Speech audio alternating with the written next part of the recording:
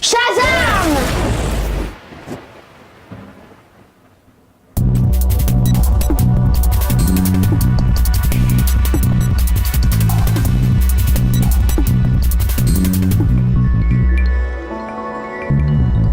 Salut tout le monde, Jonathan Gagné, on est allé voir Shazam au cinéma, qui originalement était Captain Marvel, créé par C.C. Beck et Bill Parker en 1939. Billy Batson,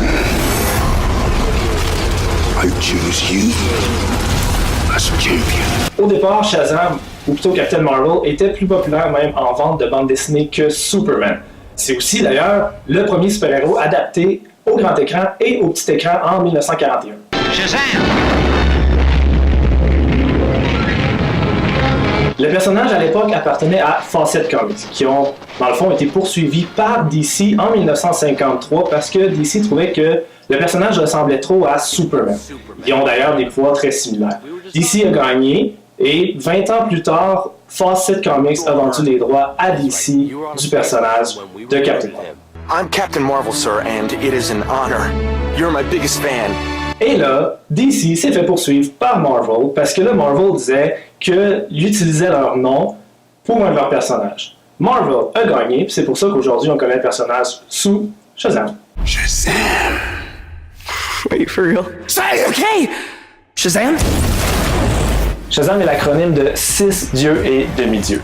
Solomon, Hercule, Atlas, Zeus, Achille et Mercure. Il obtient donc les pouvoirs de chacun en prononçant l'acronyme Shazam. That's crazy, right? Le film s'inspire énormément du Shazam de New 52 par Geoff Johns. D'ailleurs, il y a un énorme changement de ton entre celui-ci et les autres films de DC qu'on connaît comme Wonder Woman, Batman, Superman. They seem nice, but don't buy it. It gets real Game of Thrones around here. Dude, just messing around. You look at me and you're like, why so dark? You're a disabled foster kid, you've got it all. Le film est beaucoup plus léger, vraiment plus axé sur la comédie. Your phone's charged. Your phone's charged. Le film il est bon, c'est drôle, sauf qu'à un certain moment, on passe un peu trop de temps dans l'apprentissage des pouvoirs du personnage. On les connaît, on sait comment ça fonctionne, on a juste hâte justement que lui les apprenne. You okay? Why are you talking? La suite risque d'être plus intéressante parce qu'on a passé tout ce côté-là.